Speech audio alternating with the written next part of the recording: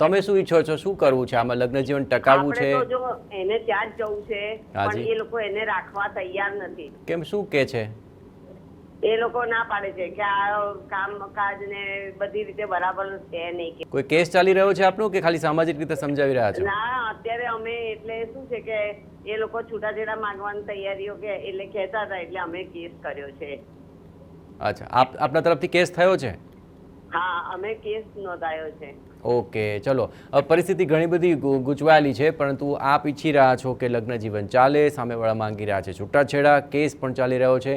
નરેશભાઈ, ઘણી બધી આ પરિસ્થિતિઓ સ્પષ્ટ હવે લાગી રહી છે, પણ હવે આ મામલામાં શું થશે? છૂટાછેડાનો યોગ બને છે કે પછી લગ્ન જીવન પાછું ટ્રેક પર આવી શકે? એટલે કોર્ટ કચેરીમાં જો જશે તો તકલીફો વધી જવાની સંભાવનાઓ છે.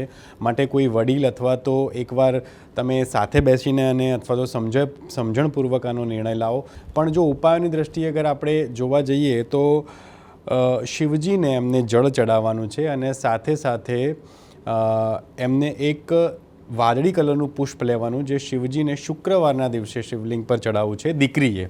એટલે આ ઉપાય એમને ચોક્કસ કરવાનો છે. અને અત્યારે જો ગોચરના ગ્રહો જોઈએ તો આ વર્ષે કદાચ કંઈક એમનું શુભ ફળ પ્રાપ્ત થશે આ ઉપાયો કર્યા બાદ.